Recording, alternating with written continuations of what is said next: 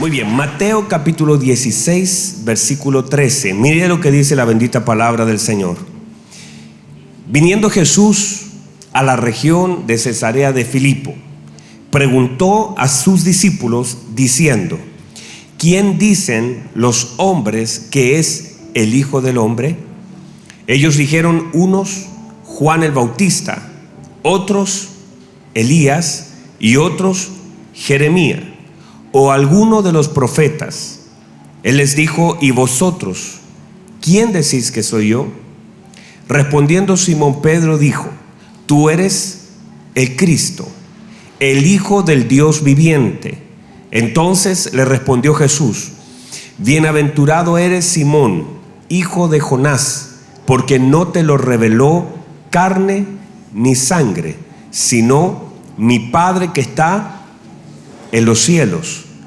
Y yo también te digo que tú eres Pedro, y sobre esta roca, ¿qué es la roca? ¿Es Pedro? No, roca es la verdad, la revelación que Jesucristo es el Cristo, ¿verdad? Dice: y sobre esta roca edificaré mi iglesia, y las puertas del Hades no prevalecerán contra ella. Y a ti te daré las llaves del reino de los cielos, y todo lo que atares en la tierra será atado en los cielos, y todo lo que desatares en la tierra será desatado en los cielos. Entonces mandó a sus discípulos que a nadie dijesen que él era Jesús, el Cristo. Muy bien, toma asiento por favor.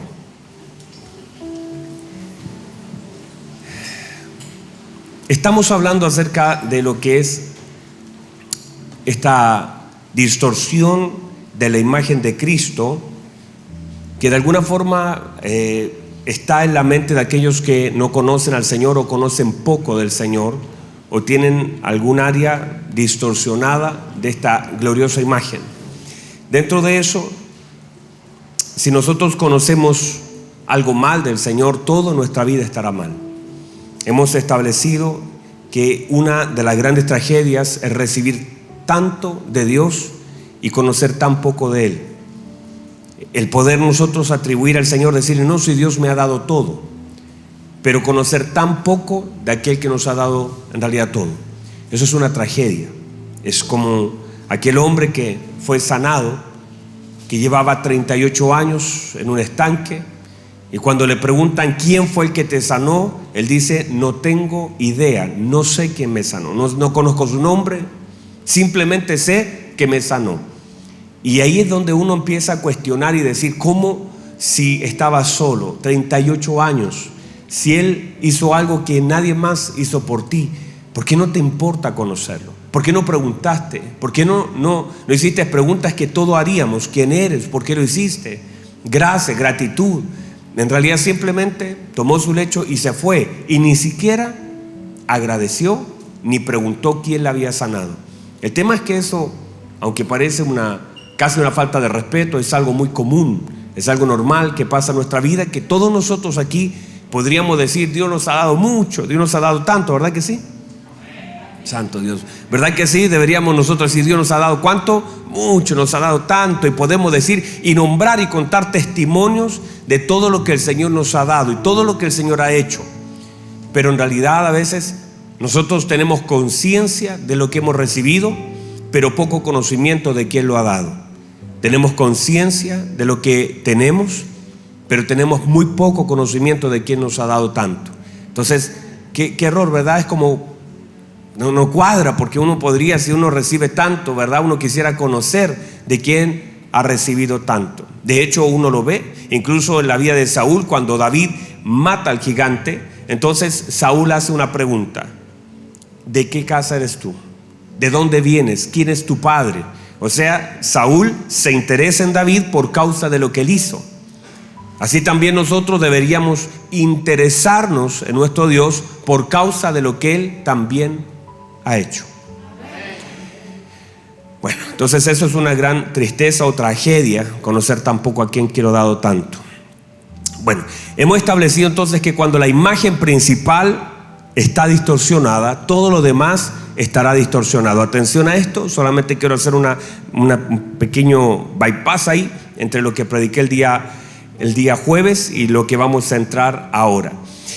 Toda esta obra del mismo infierno, comenzamos a decir el día jueves que está interesado en qué, en desvirtuar, en distorsionar, en corromper, en desviar todo lo que es la palabra del Señor, la imagen del Señor. O sea, el más interesado en desviar todo es el mismo infierno. En la medida que, entonces, Él distorsione lo primero, lo más importante, que es la imagen de Cristo en nuestra vida, todo lo demás estará distorsionado. Nuestro matrimonio, la palabra, la vida, la eternidad, la muerte, las finanzas, el tiempo, todo, aún su propia imagen estará distorsionada en nuestra vida. Cuando la imagen de Cristo está distorsionada en nosotros, todo lo demás estará por una secuencia, estará distorsionado. Entonces, por eso es que es importante, queridos hermanos, es instruirnos, formarnos, conocer la palabra. Apocalipsis 19:11, a Cristo se le da el título de fiel y verdadero. Y eso también nosotros debemos tenerlo aquí arraigado en nuestra vida. Nosotros fieles y verdaderos, conociendo con fidelidad la verdadera palabra del Señor. Y eso es también inclusive el hecho de escuchar un mensaje como este, y cuando usted lo escuche también ir a la Escritura, el repasar, el leer, el volver a darle una vuelta a la cosa, el orar al Señor. Hay muchas cosas que uno puede decir y muchas de ellas tienen que ser complementadas con una lectura suya también. O sea, no está mal que usted al oír una palabra pueda comprobar esa palabra, leer el texto, volver a darle una vuelta. No le diga amén a todas las cosas.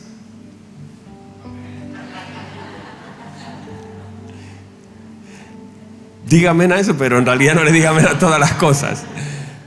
Porque a veces le podemos decir amén a todo.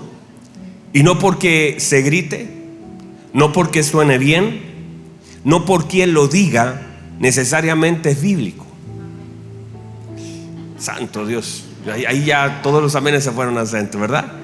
Pero no porque se grite, porque a veces cuando un predicador levanta la voz, parece que la gente reacciona más al tono de voz que a la verdad de la palabra.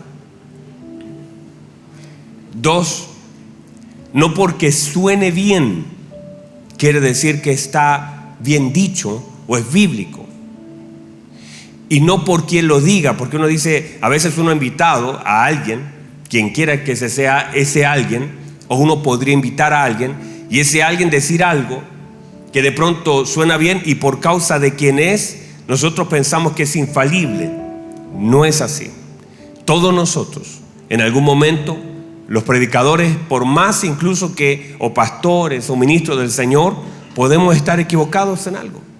Podemos quizás casualmente y no intencionalmente, porque intencionalmente sería maldad y distorsión total, pero podría ser una interpretación equivocada.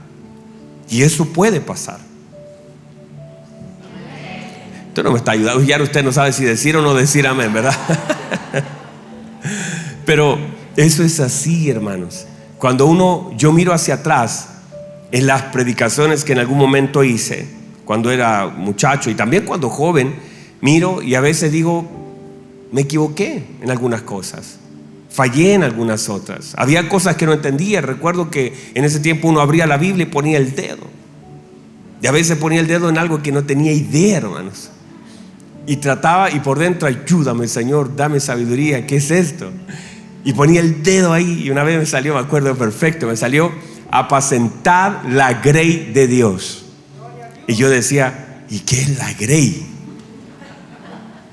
No tenía idea. Y empecé, hermano, por eso la grey, le daba vuelta, pero no entendía nada de lo que era la grey. Entonces, entender que a veces uno puede, en ese sentido, equivocarse. Por eso es tan importante, amada iglesia, que uno vaya conociendo la Escritura y también vaya oyendo lo que se dice. Y más allá, y de verdad, créanme que a veces yo le digo decir amén y todo eso, porque es hermoso cuando la iglesia está encendida en eso y confirma una palabra que es la palabra del Señor. Pero mucho más que solo confirmar mecánicamente, debemos examinar lo que se dice y pesar lo que se dice.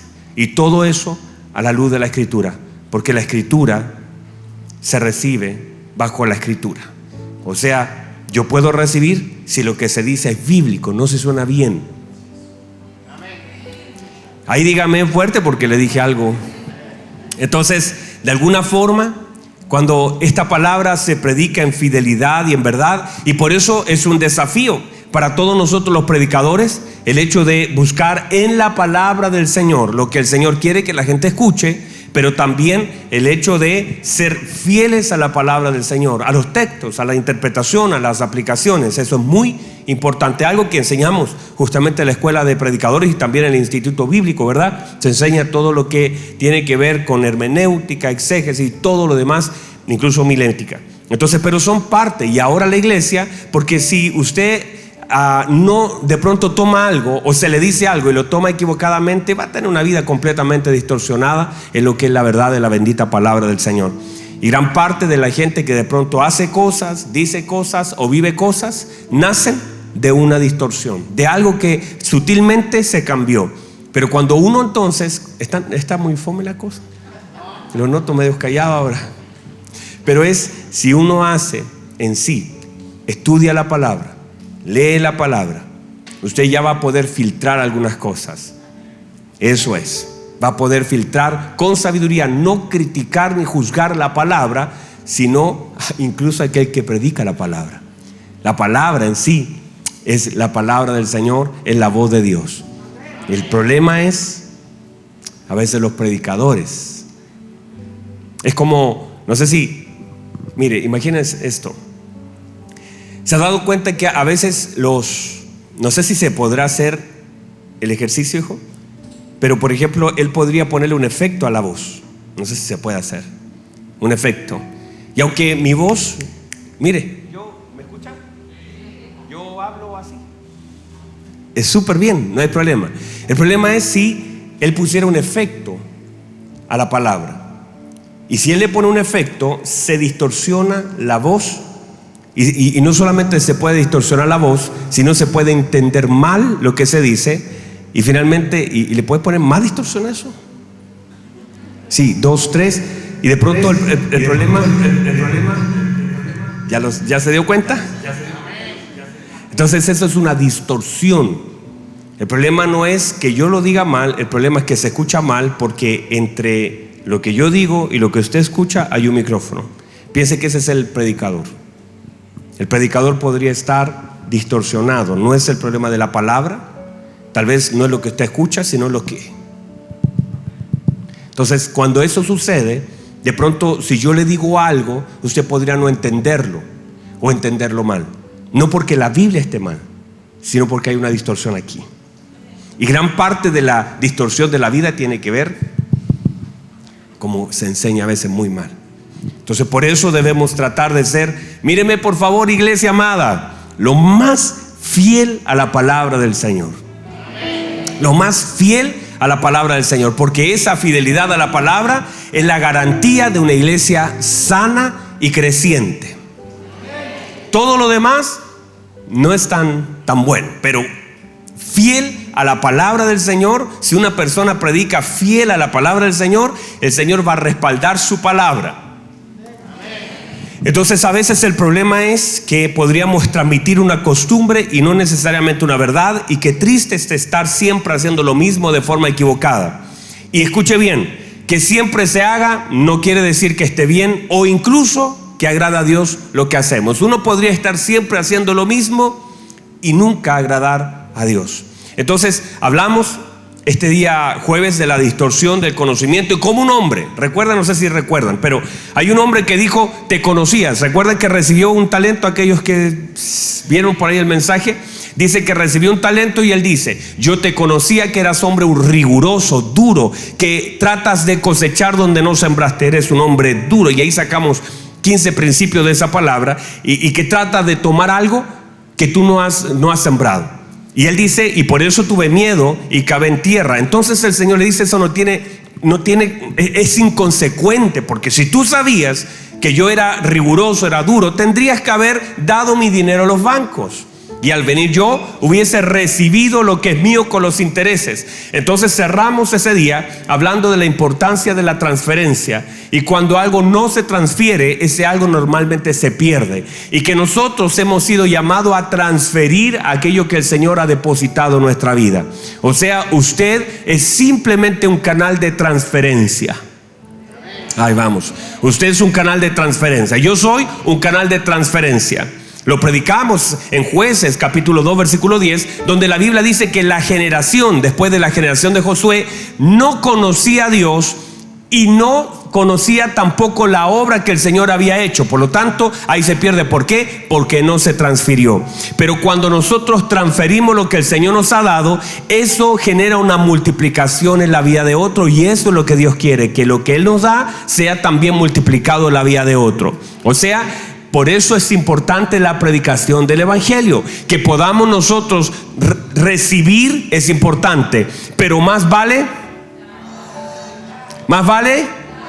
dar que recibir. Por lo tanto, cuando nosotros damos, multiplicamos lo que el Señor nos ha dado. O sea, como aquella vasija que tenía aceite, poquito de aceite, pero pudo vertirse en otras vasijas y nunca faltó. Mientras hubieran vasijas vacías, siempre hubo multiplicación. Y eso es lo importante, que sepamos que debemos transferirnos a la vida de otros, transferirnos a nuestros hijos, transferirnos a nuestros compañeros, transferirnos en la vida de otros.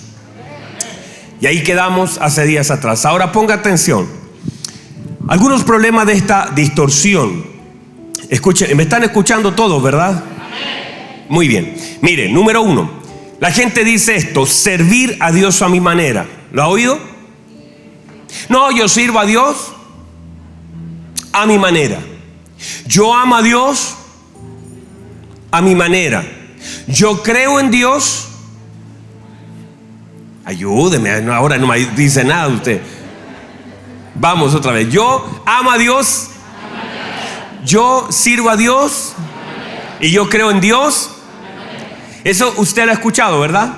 Bueno, esas frases son la garantía del fracaso, porque ahí está anidada la distorsión. Hacer las cosas a nuestra manera quiere decir que lo hago como quiero hacerlo, como pienso que se debe hacer, y esto es una completa distorsión de lo que es Cristo en nuestra vida y su palabra. ¿Por qué? Si no se hace como la Biblia lo pide, no sirve.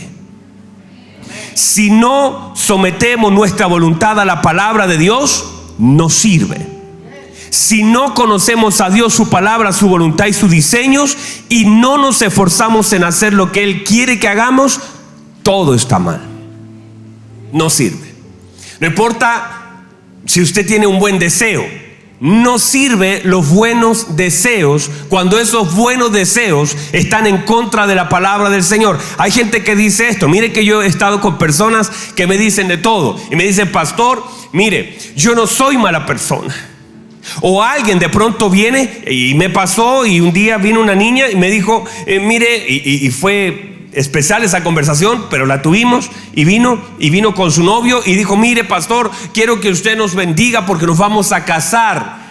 Y yo la conocía, una muchacha de iglesia y todo lo demás. Yo le digo: pero cuéntame, ¿y usted hace cuánto va a la iglesia? No, me dijo, yo no voy a la iglesia, yo no conozco nada, hermano, no soy muy cercano a Dios ni a nada de esas cosas. Y ella salta y dice: sí, pero él es bueno, él es buen hombre. ¿Ha escuchado algo así? No, él no es malo, él es bueno. Él no va a la iglesia, pero él es bueno. Entonces yo le dije: no se trata del concepto, porque bueno es relativo. ¿Verdad que sí?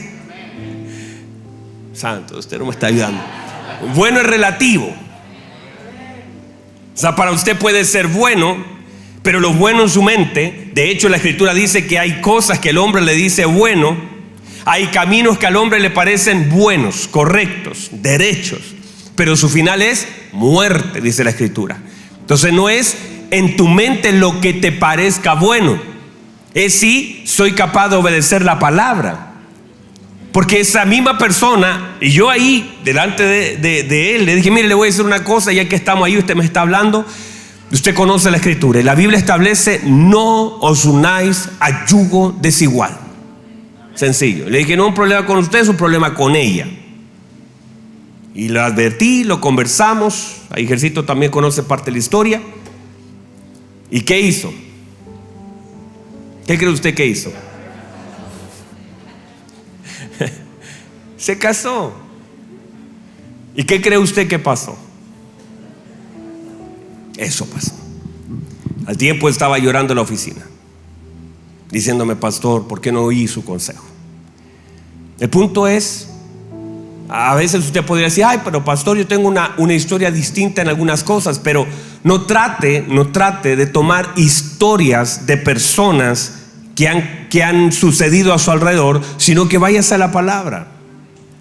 Las historias y testimonios que tengamos a nuestro alrededor pueden ser simplemente una imagen de algo, pero lo más importante es obedecer la palabra. El punto es que las personas a veces, queriendo hacer su voluntad, esperan el respaldo de Dios. Y escúcheme bien. Entonces esto es por no conocer al Señor, no obedecer su palabra y hacer nuestra voluntad. Esas cosas te llevarán o viviremos en un eterno fracaso y un eterno dolor. Es como querer violentar los diseños.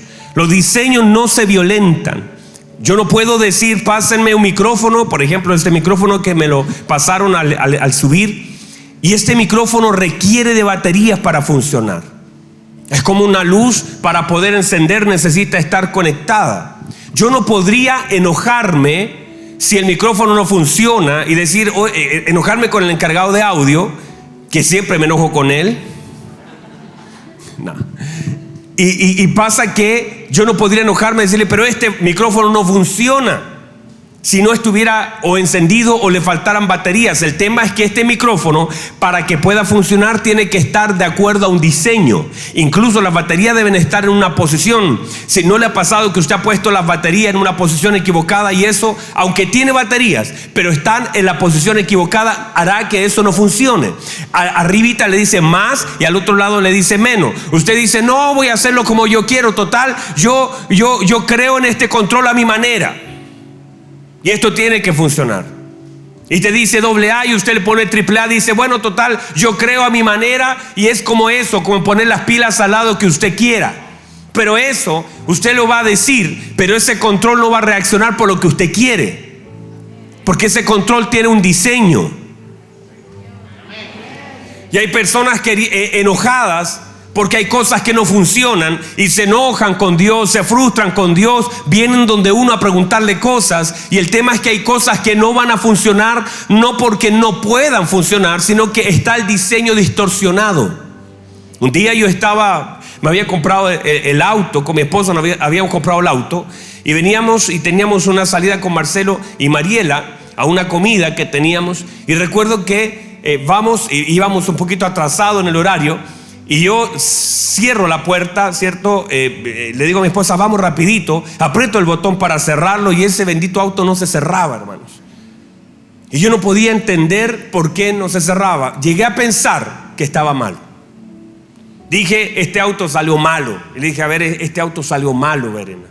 Te dije que no lo comprara. No le dije eso. Dije, amor, ¿qué hacemos? Y empecé a revisar y dije, a ver, una puerta abierta, cerré todas las puertas otra vez. Y luego apreté el botón y no cerraba.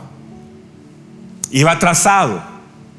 Y le decía al auto, ciérrate por favor, bendito auto. Y ese auto no se cerraba. Entonces voy y le digo, a ver, ¿qué estamos haciendo mal?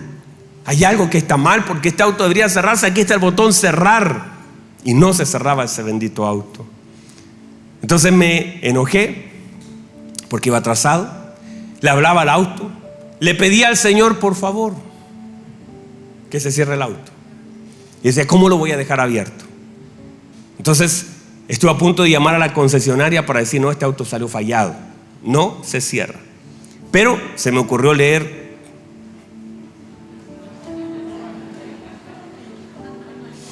cuando uno lee el manual, hay cosas que cambian en la vida.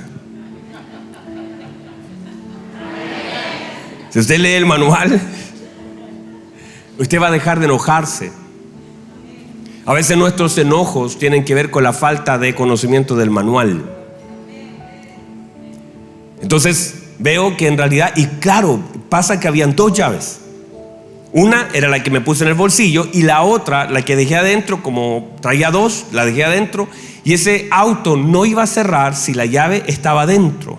Entonces yo de afuera, después de media hora de enojarme, es que yo nunca me enojo, hermano. Mira a Claudia, te estoy mirando, ni pastel me dio y más encima me... Y entonces saco la llave del auto, aprieto el botón y ese hermoso auto se cerró. El tema es que hay cosas que no funcionan por como nosotros queramos. Imagínense ese mismo caso aplicado a la vida. El hecho es que a veces la gente dice a mi manera. Yo creo a mi manera, sirvo a mi manera, amo a mi manera. Y eso es como casi una independencia de la Escritura. Usted debe amar a Dios como Dios espera y merece ser amado. Por eso el Señor dice, primer mandamiento, amarás al Señor tu Dios con toda tu mente, con todas tus fuerzas. Amarás al Señor con toda tu alma. Amarás al Señor con todo. Entonces el Señor está haciendo una demanda de cómo nosotros debemos amarle a Él. Si usted ama de cualquier otra forma, o usted dice, no, si yo amo a mi prójimo, pero el Señor va y nos suelta un mandamiento y nos dice, un mandamiento nuevo les doy, que se amen los unos a los otros. Y uno puede decir, no, si yo amo a mi hermano, pero ahora el Señor pone la vara y la medida, como yo les he amado. Entonces usted ya no puede amar como usted quiere amar. Debemos amar como el Señor nos manda, según la medida que Él nos dio. Y cuando eso sucede, las cosas cambian, porque ahí entonces comienza a funcionar el diseño. De cualquier otra forma, simplemente viviremos frustrados porque las cosas no funcionan, o enojados porque las cosas no salen como nosotros creemos que deben salir. Entonces, mire por favor, el problema es no conocer el diseño, es la distorsión que tenemos de lo que pensamos, el no preguntar, el no saber. Por eso la Escritura en Oseas capítulo 4, versículo 6, ¿qué dice? Mi pueblo, ¿quién? No dice el mundo, dice mi pueblo fue destruido. ¿Por qué? Por una bomba atómica. Porque el diablo es malo. ¿Por qué fue destruido? Dice porque le faltó ¿qué cosa? Le faltó ¿qué cosa? Le faltó conocimiento. Y la Escritura dice, por cuanto desechaste el conocimiento. No es solamente que le faltó, sino que lo que tenían lo desecharon.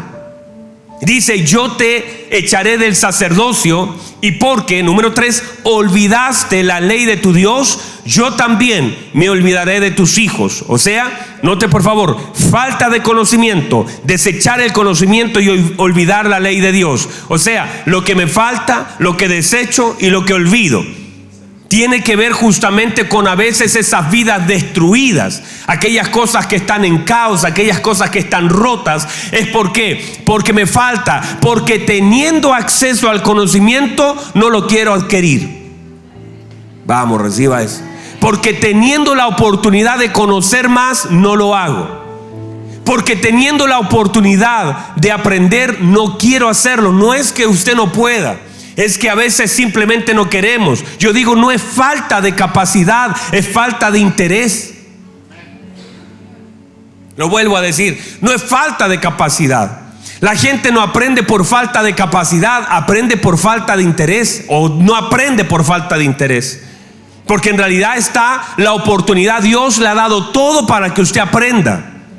Es más, le ha dado la ayuda necesaria para que usted haga. Porque el Espíritu Santo nos conduce a la verdad y nos conduce a la justicia. Por lo tanto, tenemos todo lo necesario para cumplir la palabra de Dios, porque tenemos la capacidad cognitiva, tenemos la ayuda divina, tenemos la obra del Espíritu Santo, tenemos todo lo necesario para hacer la obra del Señor. Entonces no es falta de oportunidad, es falta de interés. Y a veces también todo lo que el Señor dice va a luchar contra nuestro propio orgullo. El yo quiero, el a mí me gustaría, el no someter mi voluntad a la voluntad de Dios, eso lucha contra nosotros. Entonces el problema es que dice la Escritura que el pueblo pereció. ¿Por qué pereció? Porque él desechó el conocimiento, porque le faltó, porque aunque llegó a una medida de conocimiento, le faltó, te falta todavía. ¿Y por qué? Olvidó la ley. Porque empieza a hacer, porque tú olvidas lo que no continuamente estás recordando. Si yo todos los días le dijera, Patricio, ¿qué comí hoy día en la mañana? Y el Patricio lo tiene fresquito, me comí un sándwich de queso. Y yo mañana le vuelvo a preguntar, Patricio, ¿qué comiste ayer? Un sándwich de queso. Y todos los días le hago la misma pregunta, lo hago recordar algo. Entonces eso que él recuerda continuamente ya no sale de su mente. Por eso la Biblia dice, tienes que meditar en la palabra. Porque si todos los días medito en la palabra, ella permanecerá constantemente en mi mente. Por eso el Señor dijo, repite la palabra a tus hijos, repítela cuando se acuesten, repítela cuando se levanten, repítela en la mesa, repítela en el camino, grábala en las murallas de la casa, en los pilares de la casa, en los dinteles de la casa. Repite la palabra todo el tiempo, cosa que ellos no se olviden de lo importante, de lo trascendente que es la palabra. Josué, medita en ella de día y de noche, porque entonces harás prosperar tu camino y todo te saldrá bien. El problema es que nosotros tendemos a olvidar. ¿Por qué olvidamos? Porque no es importante, porque uno olvida aquellas cosas que se vuelven intrascendentes en la vida de uno. Uno olvida aquellas cosas que la saca de su mente, que no piensa en ella. Entonces cuando uno va olvidando, es simplemente la falta de interés en aquellas cosas. Entonces el Señor dice, número 1, te faltó conocimiento. Número 2, desechaste el que tenía. Y número 3, olvidaste el que te había dado. Entonces qué importante es. El Salmo 103 dice, alma mía, bendice a Jehová y no te olvides de ninguno de sus beneficios. El Señor le dice a su pueblo, metiéndolo a la tierra prometida, le dice, pueblo, Deuteronomio 28 le dice, pueblo, no te olvides del Señor que te sacó de tierra de esclavitud. No te vayas a olvidar del Señor que te sacó con su mano poderosa. No te vayas a olvidar que eras esclavo en una tierra. Cuando ahora tengas el pan en abundancia, cuando ahora tengas harina en abundancia, no te vayas a olvidar. Porque el olvidar, cuando me olvido lo que viví, dejo de agradecer lo que hoy día tengo. Y hay muchas personas que hoy día no agradecen lo que tienen porque olvidaron de dónde el Señor les sacó. Pero cuando nosotros constantemente estamos recordando dónde estábamos, lo que vivíamos, lo que era nuestra vida sin Cristo, entonces ahora, si nosotros en todas nuestras oraciones, Padre, gracias por haberme rescatado, gracias Señor porque usted me rescató, gracias por el amor derramado, gracias por todo lo que usted me ha sumado, gracias por llenarme de su Espíritu Santo, gracias Señor por la muerte de mi Señor Jesucristo, gracias. Y usted comienza a recordar, ese recordar mantendrá vigente la obra de Cristo y todo lo que el Señor ha hecho en su vida y también en mi vida. Y eso es lo que esperamos, no solamente el hecho de querer aprender cosas nuevas, sino recordar la obra de Cristo en la vida del creyente. Entonces no sirve decir creo a mi manera. ¿Qué sentido? Y usted lo ha escuchado, ¿verdad que sí? No, yo creo a mi manera. No es a mi manera, es a la manera de Dios. Debo amar a Dios a la manera, debo servir a Dios a la manera de Dios. El mundo está como está y vive lo que vive por hacer las cosas a su manera. Por hacer las cosas a su manera. La vida que tenemos básicamente es una representación de aquello que hago. Decía que básicamente una de las tesis que postulo es que toda nuestra vida o todas las áreas que están en caos es porque están lejos de la voluntad de Dios y por conocer algo que no hago o no hacer aquello que se me pide. Usted va a escuchar continuamente gente nos escribe: Pastor Abel, estoy complicado con mi vida, estoy complicado con lo que vivo, pero no estoy interesado en hacer la voluntad de Dios ni conocer su voluntad. Pastor, a ver, ayúdeme a orar para salir de esto. Y no hay problema, podemos ayudar. El tema es, si saliendo de eso, ¿en qué se va a meter ahora? Porque si no cambia la base. Usted le ayuda a una persona a salir de algo, pero se mete a otra cosa. Por eso el Señor, cuando sana a ese paralítico de 38 años, se enfrenta con él y dice la Escritura que lo buscó en el templo y le dice: mira, ha sido sanado. Acaba de recibir una sanidad después de 38 años. Y le dice esto: mire, no peques más para que no te venga algo peor. Podría ser que gran parte de esa cicatriz de la vida, 38 años, tengan que ver con un pecado que él constantemente vivió, y que ahora el Señor está interesado en que no vuelva a vivir las cosas que él ya vivió. Pero hay personas que en minutos olvidan lo que en años han vivido y han sufrido. Y el sufrimiento no necesariamente es una escuela. Hay personas que han sufrido, mire, están acá, ¿verdad? Hay personas que han sufrido en una relación, pero es impresionante como luego están en otra, viviendo. Es una cara diferente, pero es el mismo principio equivocado.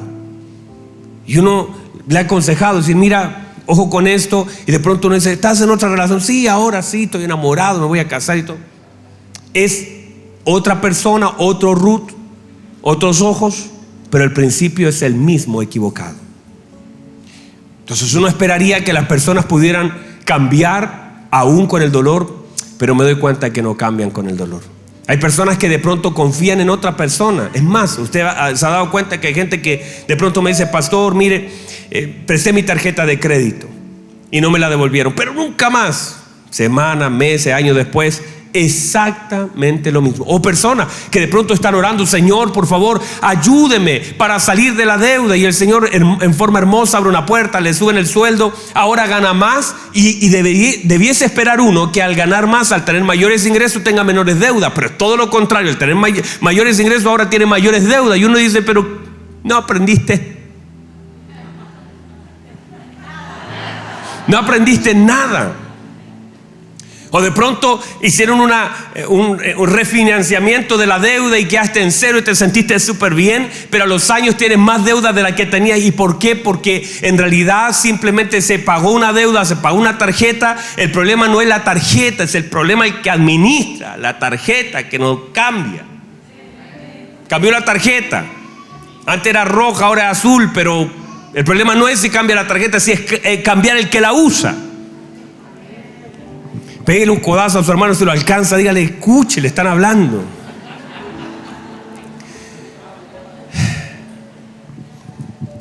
Mire, por favor, no le pegue tan fuerte, déjelo ahí, ya, está bien. Mateo 17:14. Los discípulos, creyéndose grandes, se encuentran con una situación. Mientras el Señor estaba en el monte de la transfiguración, vino un hombre. Eso es lo que aparece en ese texto, solamente se lo doy y ahí usted, si quiere, lo anota. Gracias a todos los hermanos que toman nota y que hacen de la palabra algo importante para ellos. Mientras el Señor estaba en el monte de la transfiguración, de pronto viene un hombre, y con los discípulos que quedaron ahí abajito, entonces les pide que puedan ayudar a su hijo, que su hijo está atormentado por un demonio. Usted recuerda ese pasaje, ¿verdad? Su hijo está atormentado por un demonio.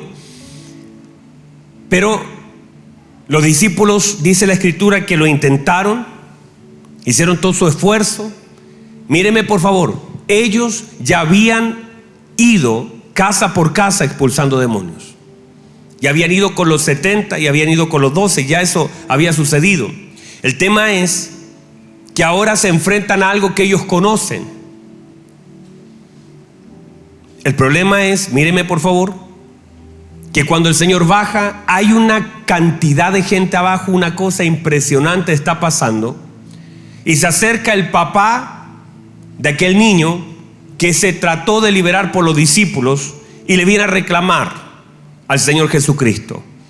Y le dice: yo traje a mi hijo que está enfermo a tus discípulos para que pudieran sanarle. Y no le dice, y ellos de buena voluntad son muy amables, son muy atentos. Qué buenos discípulos tienes, Señor. No le dice: me atendieron excelente, me pasaron a una salita. cantamos 4 alabanzas, me dieron un café. No, lo que dice el papá es: le traje mi hijo a tus discípulos para que los sane, y tu hijo no pudieron, quedaron en vergüenza. El Señor no se molesta con el hijo endemoniado, no se molesta con el caballero, se molesta con sus discípulos. Y le dice: oh generación perversa, incrédula. Mire lo que le dice: ¿hasta cuándo he de estar con vosotros? ¿Y hasta cuándo los he de soportar? Uy, santo Dios. Y venía del monte, venía de haber sido transfigurado, a hablar con el Padre, y aún así estaba el Señor molesto con lo que estaba sucediendo en la tierra.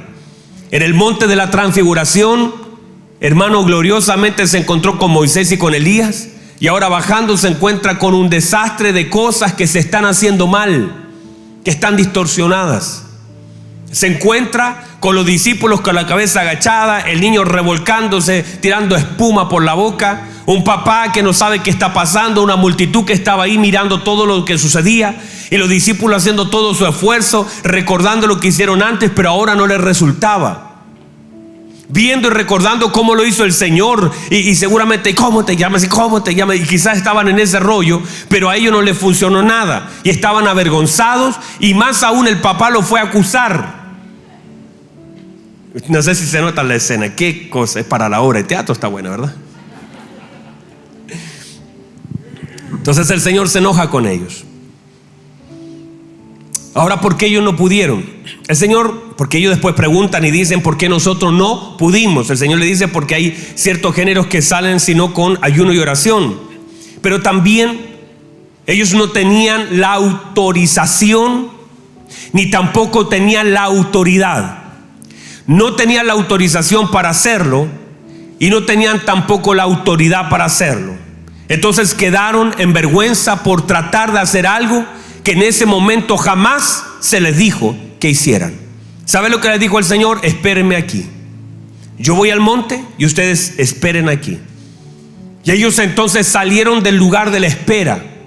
Salieron porque vieron que alguien necesitaba su ayuda. Y a veces uno, por buena voluntad, porque uno dice: bueno, pero también sería bueno que yo hiciera algo. Hermano, Dios no necesita ayuda, Dios necesita obediencia. No podemos querer hacer las cosas por muy buena que ésta sea. Y usted recordará que en un momento están los bueyes llevando el arca, y los bueyes tropiezan, y Usa, que tiene tan buen corazón, extiende su mano para que esa arca no se caiga, y la Biblia dice que cayó muerto. Porque no es que Dios esté buscando gente solamente que tenga iniciativas para tratar de ayudarle a Él. Dios está pidiendo de nosotros como su iglesia obediencia a la palabra. Y si nosotros somos obedientes a la palabra, entonces el Señor será complacido por nuestra obediencia. No solo por las iniciativas, sino por la obediencia. Y de hecho, cuando el Señor llega ahí y se enoja con sus discípulos, entonces el Señor dice: traigan acá a ese muchacho, y entonces expulsa a aquel demonio, y eso fue tremendo. Y los discípulos, todos avergonzados, porque se les dijo que esperaran en ese lugar mientras el Señor iba, y lo que ellos tenían que hacer era esperar en ese lugar. Ellos tenían que esperar, pero comenzaron a hacer algo que el Señor no les dijo que hicieran, y tratando de tomar una autoridad que ellos en ese momento no tenían. Luego, cuando el Señor entonces envía a los 12, a los 70, o cuando el Señor da la gran comisión, hay un respaldo de Dios en la obediencia del hombre. Si yo hago lo que el Señor me mandó a hacer, Él me respaldará en lo que el Señor me ha mandado. Pero eso es diferente. Por eso cuando usted lee el libro de Lucas capítulo 10 versículo 17, la diferencia es, y la Biblia dice: y ellos llegaron gozosos. ¿Por qué llegaron gozosos? Porque dice que aún los demonios se sujetaban a su palabra. Y la Biblia dice que cuando dieron el reporte era impresionante. Ellos decían: mire, Señor, los enfermos eran sanados. Es más, no solamente los enfermos eran sanados, los demonios se sujetaban a su nombre, Señor. Y la Biblia dice que el Señor comenzó a regocijarse en el Espíritu y dijo: te alabo, oh Padre, creador del cielo y de la tierra. Y Él dijo: yo vi caer a Satanás como un rayo. ¿Sabe lo que provocó? Mire por favor, gozo de aquellos 70 que venían de contar los testimonios, y también generó gozo en el corazón de Cristo por todo lo que estaba sucediendo. O sea, hacer la voluntad del Señor, obedecer al diseño de Dios, generará gozo en el corazón del Padre y también generará gozo en la vida de los hijos. El gozo más grande que usted puede tener es complacer el corazón del Padre. No hay nada más hermoso que traiga plenitud a la vida del hombre que complacer el corazón del Padre, porque cuando el corazón del Padre se complace, la vida del Hijo opera en gozo. Vamos, reciba eso. Reciba eso. Cuando usted complace el corazón del Padre, usted está complaciendo el corazón del Padre a través de la obediencia a su palabra, por el conocimiento que tiene de aquello que Dios quiere que nosotros hagamos. Entonces el Hijo recibe plenitud, el Hijo puede manifestarse. El gozo del Señor es nuestra fortaleza. Entonces somos fortalecidos por el gozo del Señor. El gozo del Señor, que el Señor se complazca de lo que hacemos y que nosotros mantengamos en nuestra vida el gozo de hacer la voluntad. Le voy a decir esto: no existe nada más complaciente en la vida de un hijo de Dios que hacer la voluntad del Padre. Me complazco haciendo la voluntad del Señor, me gozo haciendo lo que Dios quiere que yo haga. Hay una satisfacción tan grande en nuestra vida cuando hacemos la voluntad de Dios. Usted haga la voluntad de Dios y su vida se mantendrá en un perpetuo gozo, sentirá complacencia, va a respirar, va a sentir alegría por hacer la voluntad del Señor. En un momento puede ser complicado, porque claro que a veces se nos piden cosas complicadas, pero no hay nada más hermoso. Mire, cuando usted perdona a alguien, usted va a veces medio tirado, así como se lo tiran a perdonar a alguien, pero cuando termina ese abrazo, cuando esa persona se va, a pesar de que todavía hay cosas ahí, usted no va a sentir un gozo tan grande. ¿Por qué? Porque cumplir la palabra de Dios, hacer la voluntad de Dios, le traerá gozo a su vida. Hacer lo que tiene que hacer traerá complacencia a su vida. A veces predicamos a otros y ese otro puede ser que no nos cierre el oído, o de pronto Dios permite que también se abra el oído, qué sé yo. Pero lo más importante no es lo que pasa en el otro, sino lo que pasa en mí cuando yo hago la voluntad de Dios. Cuando usted y yo hacemos la voluntad de Dios, tendremos un gozo permanente en nuestra vida. A pesar de que las cosas no resulten como nosotros queramos, habrá un respaldo de Dios, habrá un mover de Dios, habrá una gracia de Dios, habrá algo que traerá un gozo tan grande a nuestro corazón, y sobre todo complaceremos el corazón de nuestro amado Padre. Vamos, reciba eso. Póngase en pie, por favor.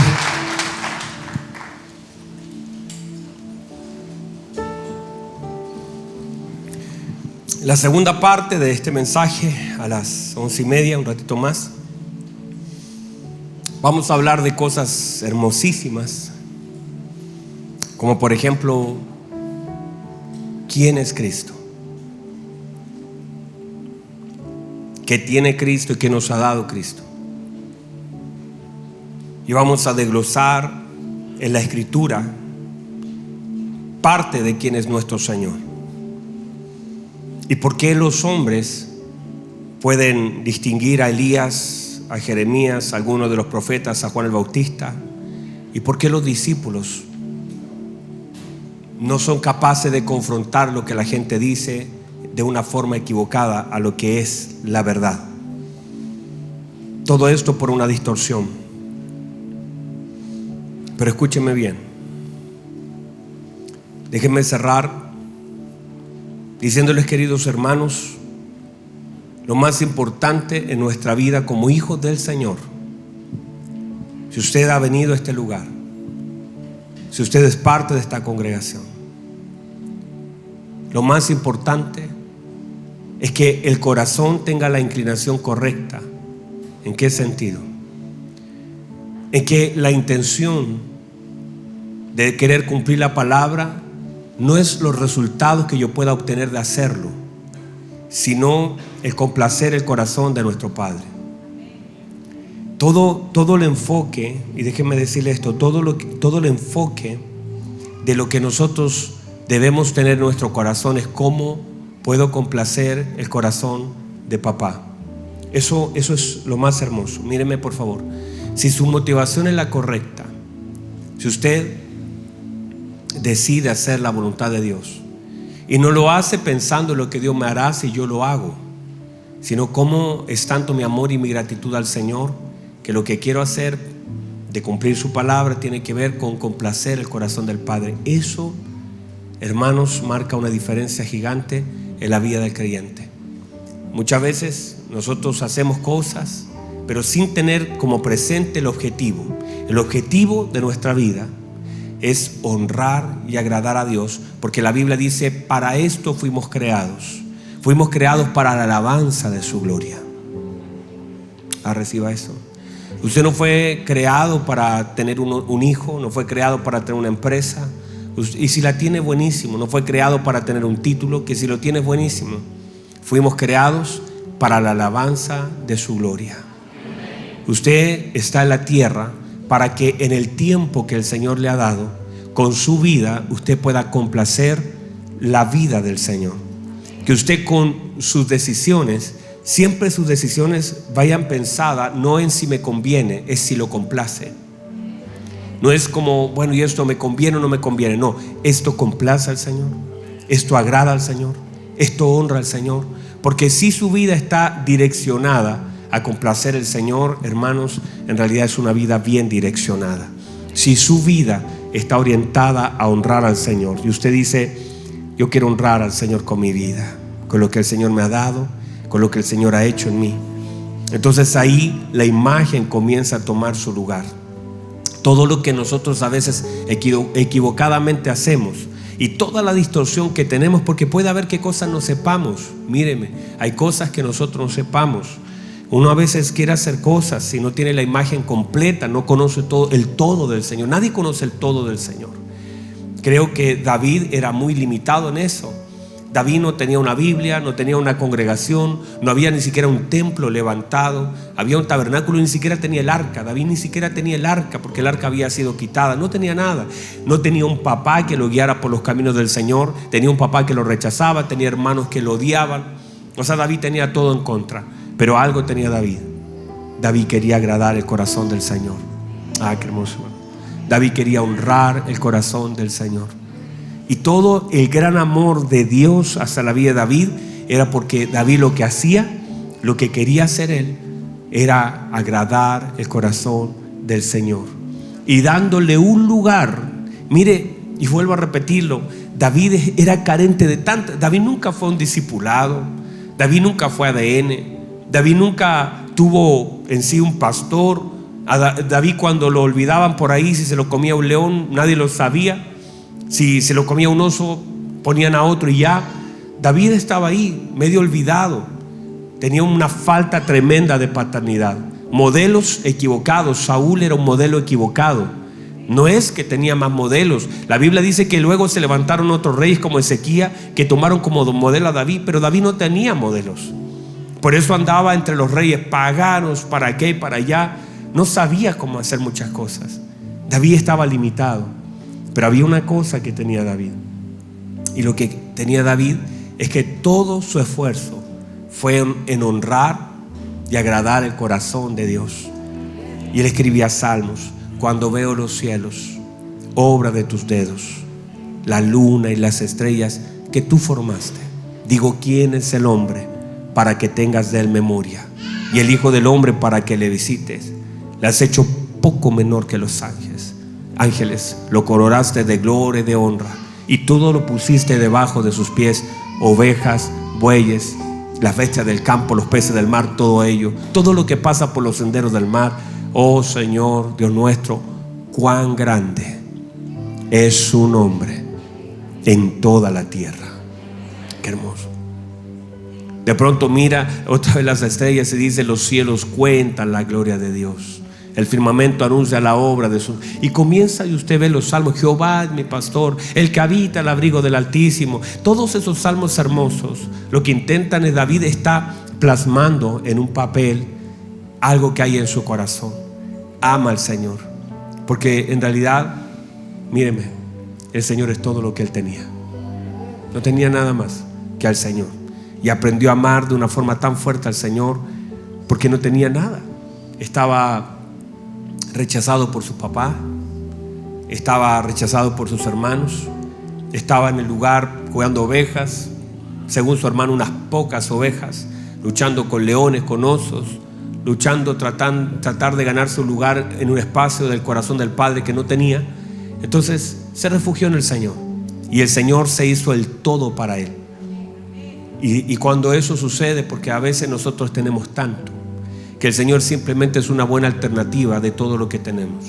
Y tenemos muchas alternativas, pero cuando usted entiende y hace del Señor su prioridad, y cuando canta, canta para honrarlo a Él, y cuando sirve, sirve para honrarlo a Él, y cuando viene acá, viene para honrarlo a Él, y cuando usted, todas las decisiones que toma en la vida tienen el fin de honrarlo a Él, entonces el honrar al Señor generará un gozo muy profundo en su corazón, porque su espíritu se alimenta de la honra que le damos al Señor.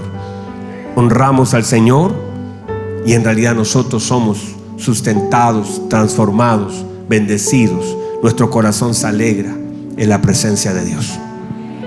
Levante sus manos, por favor, cierre sus ojos. Ahí donde está, si puede, dígale ahí con sus palabras: Señor, gracias por esta palabra. Gracias por darnos tanto. Vamos, ahí donde está, dígale: Señor, gracias por darnos tanto. Gracias por llenarnos de toda gracia.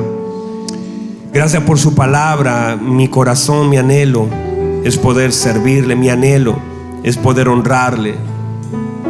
Mi anhelo es poder levantar, Señor, su nombre. Que todo lo que hago pueda traer gloria a su nombre. Quiero honrarlo con mis decisiones. Quiero honrarlo con mi vida. Quiero honrarlo con mi tiempo. Quiero honrarlo, Señor. Vamos, levante sus manos, adora al Señor. Levante sus manos, dígale algo a su Señor. Que salga de sus palabras, de lo profundo de su corazón. Tal vez ha hecho todo lo contrario a lo que Dios dice. Este es un buen momento para decirle: Señor, yo me equivoqué, he hecho las cosas hacia el otro lado. Mi foco siempre ha sido mi bienestar y no honrarlo a usted. Pero eso va a cambiar, Señor. Eso va a cambiar. Lo voy a honrar, voy a levantar su nombre, voy a agradecer todo lo que usted me da. Levante sus manos, adora al Señor. Dígale: Señor, usted es bueno. Perdóneme, Señor.